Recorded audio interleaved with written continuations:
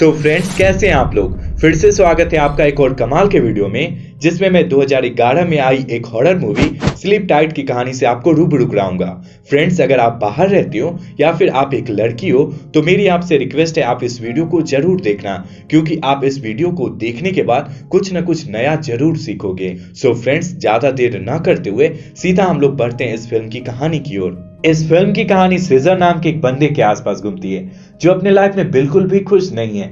Seizure का मानना यह है कि अगर वह अपने लाइफ में खुश नहीं है तो दुनिया का कोई भी इंसान जो अपने लाइफ में खुश है उसे ये हक नहीं है कि वह अपने लाइफ में खुश रहे। सेजर हमेशा से ये चाहता है कि इसके सामने वाला इंसान भी अपने लाइफ में दुखी हो, इसीलिए वह हमेशा सेजर हमेशा सामने वाले के लाइफ में कुछ न कुछ अड़चन लगा देता है जिससे वह भी दुखी रहने लगता है।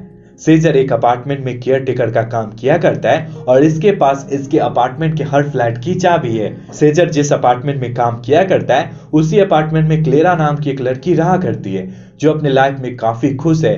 क्लेरा सुबह सुबह जॉब करने के लिए अपने फ्लैट से निकलती है और सूरज ढलने के बाद अपने फ्लैट में वापस लौटती है और खाना वगैरह खाकर अपने फ्लैट में सो जाती है। क्लेरा का बिहेवियर अपार्टमेंट में मौजूद सारे लोगों से काफी अच्छा रहता था और वह सेजर से भी अच्छे से बिहेव करती थी। चूंकि क्लेरा अपने लाइफ में खुश थी और सेजर किसी भी इंसान को खुश नहीं देखना चाहता था, इसीलिए जब क्लेरा अपने घर पर वापस आती है जब शाम में वापस आती है तब सेजर इसके बेड के अंदर जाकर छुप जाता है और क्लेरा के नींद लग जाने के बाद वह इसे नींद में बेहोश करता है और इसके साथ जबरदस्ती करता है इसका रेप करता है। सेजर के द्वारा क्लेरा का रेप किए जाने और बेहोशी की दवा यूज किए जाने से क्लेरा की तबीयत बहुत ज्यादा खराब होने लगती है और इसकी स्लीपिंग सर्कल भी बिगड़ जाती है। स्लीपिंग सर्कल के बिगड़ जाने की वजह से क्लेरा का मन ऑफिस के काम में नहीं लगता और वह डिप्रेस रहने लगती है।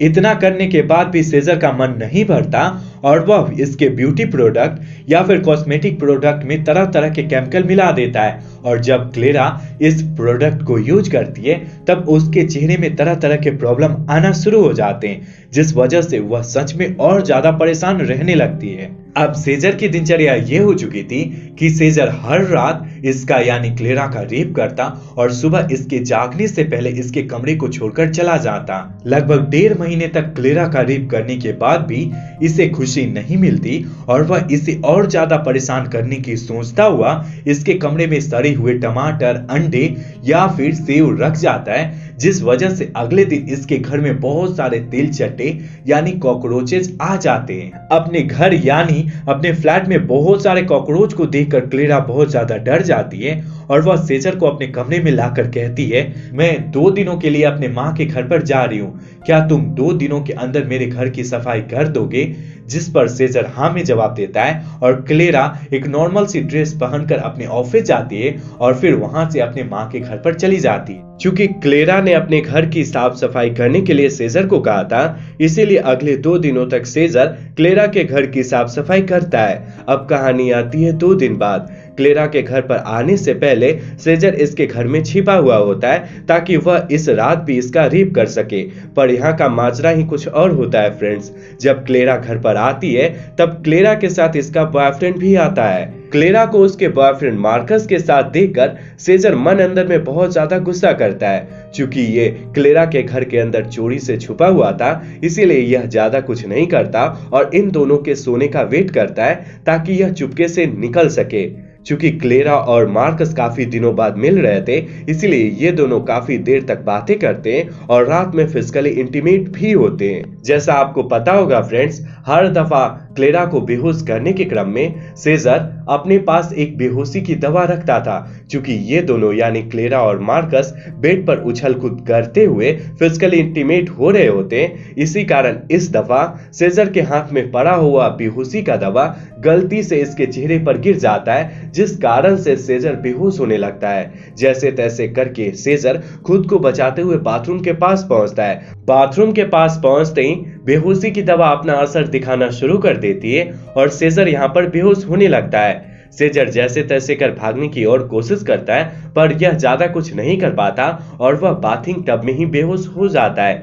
आगे जब उसकी आंखें खुलती है तब उसकी नजर मार्कस और क्लेरा पर पड़ती है, जो किचन में होते हैं और एक दूसरे के साथ प्राइवेट टाइम को एंजॉय कर रहे होते हैं। इन दोनों को किचन में एक दूसरे के साथ बिजी देखकर सेजर यहाँ से भागने की कोशिश करता है और वह दौड़कर यहाँ से निकलता है, पर किसी तरह से मार्कस की नजर सेजर पर पड़ जाती है और वह इसके पास दौड़ता हुआ पहुंचता है और इसके पास आकर इसे इंट्रोगेट करना शुरू कर देता है। मार्कस को सामने देखकर सेजर बहुत ज्यादा डर जाता है और वह जोर जोर से क्लेरा के नाम को पुकारने लगता है। सेजर के द्वारा अपने नाम को पुकारते देख क्लेरा यहाँ पर आती है और सेजर से यहाँ पर होने का कारण पूछती है। क्लेरा की बात सुनकर सेजर बहाना बनाते हुए कहता है, कुछ दिन पहले जो इसने रूम की सफाई की थी तो इसका कुछ जरूरी सामान यहीं पर छूट गया है और वह इसी सामान को लेने आया है। चूंकि सामने से हमेशा क्लेरा की मदद सेजर करता था, इसीलिए वह इजिली इसके बातों में आ जाती है और सेजर को यहाँ से जाने देती है। मार्कस के आ जाने और एक बार लगभग पकड़े जाने के बाद भी सेजर की आदत नहीं बदलती और वह हर रोज इन दोनों के सो जाने के बाद इनके बेड के नीचे से निकलता और इन्हें बेहोश करके क्लेरा का रेप किया करता। चूंकि क्लेरा और मार्कस बॉयफ्रेंड गर्लफ्रेंड थे, इसीलिए ये दोनों एक दिन दूसरे कंट्री में जाकर घूमने का प्लान बनाते और सुबह सुबह कहीं निकल पड़ते हैं। चूंकि सेजर क्लेरा के साथ सोकर अपनी हवस को मिटाता था, इसीलिए वह क्लेरा को सामने से जाते देखकर कुछ भी नहीं बोलता, पर मन अंदर में काफी दुखी होता है और रात में सभी के सो जाने के बाद छत से कूदकर जान देने की सोचता है।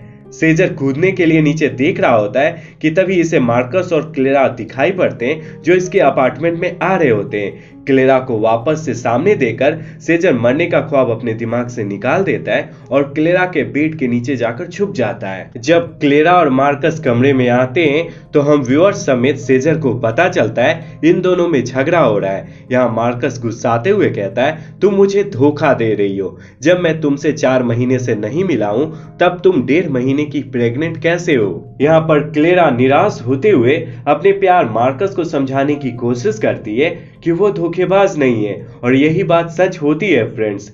क्लेरा धोखेबाज नहीं थी और सेजर के द्वारा 1.5 महीने से लगातार क्लेरा का रेप करने की वजह से यह प्रेग्नेंट हो चुकी होती है। चूंकि मार्कस भी गलत नहीं था, इसीलिए क्लेरा के लाख समझाने के बाद भी मार्कस समझ नहीं पाता और इन दोनों में आर्गुमेंट होना शुरू हो जाता है। जब ये दोनों लड़ झगड़ कर सो जाते हैं तो फिर से सेजर इन दोनों के बेड के नीचे से निकलता है और इन दोनों को बेहोश करने के बाद अपने कपड़े को उतार कर क्लेरा का रेप करना शुरू करता है।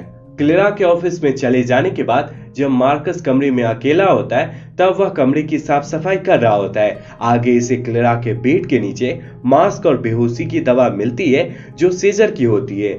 ये वही दवा और मास्क है फ्रेंड्स जिसका यूज करके वह यानी सेजर हमेशा क्लेरा को बेहोश करता था और फिर इसका रेप किया करता था। चूंकि मार्कस ने सेजर को पिछली बार पकड़ा था, इसीलिए मार्कस का शक सेजर पर जाता है और वह सेजर को यहाँ लाकर अकेला ही इंट्रोगेट करना शुरू कर देता है। बेड पर अपने मास्क और बेहोशी की दवा को देखकर सेजर समझ जाता है वह पकड़ा गया है, इसीलिए वह क्लेरा के घर में घुसकर हर रात उसका रेप करने वाली बात को एक्सेप्ट कर लेता है। रेप वाली बात को सुनकर मार्कस बहुत ज्यादा गुस्सा जाता है और इसे हाथापाई करना शुरू कर देता है और इसे मारने की भी कोशिश करता है। मार्कस सेजर का गला दबाकर इसका खेल खत्म करने ही वाला होता है कि तभी सेजर को बेड पर एक शीशे का टुकड़ा मिलता है। सेजर इस शीशे के टुकड़े को उठाता है और फिर मार्कस की गर्दन में घुसेड़ देता है, जिससे मार्कस कमजोर पड़ जाता है और इसके गले से ढेर सारा खून बहने लगता है, जिससे मार्कस मर जाता है।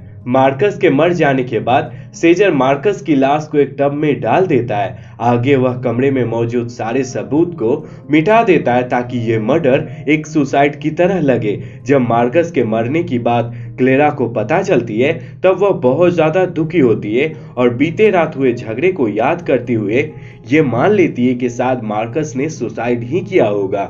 मार्कस के मर जाने के बाद क्लेरा अंदर से काफी टूट जाती है और वह रोती हुई इस अपार्टमेंट को छोड़कर अपनी माँ के साथ रहने चली जाती है।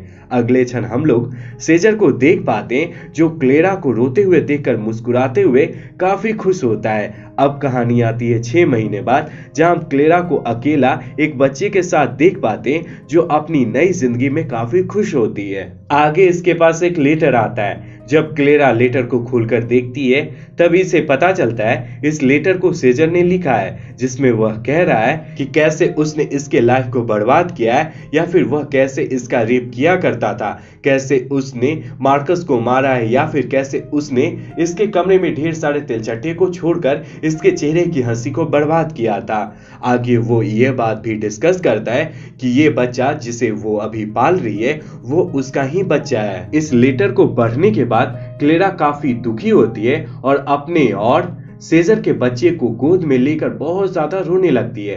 बैकग्राउंड में हमें आवाज सुनाई पड़ती है जो सेजर की होती है, जिसमें वह कह रहा होता है मुझे अब पता चल गया है कि मुझे कैसे खुश रहना है। सेजर के इसी बात के साथ यह फिल्म यहीं पर खत्म हो जाती है।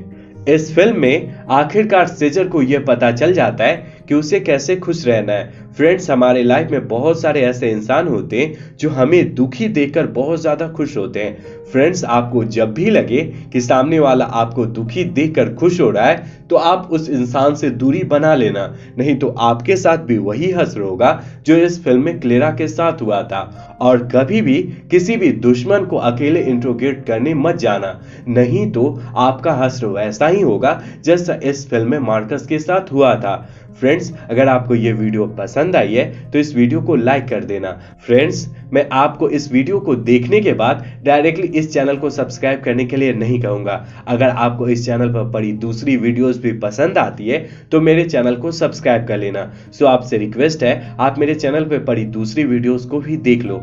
तो फ्रेंड्स, वीडियो यहीं तक था। वीडियो देखने के लिए ढेर सारा धन्यवाद।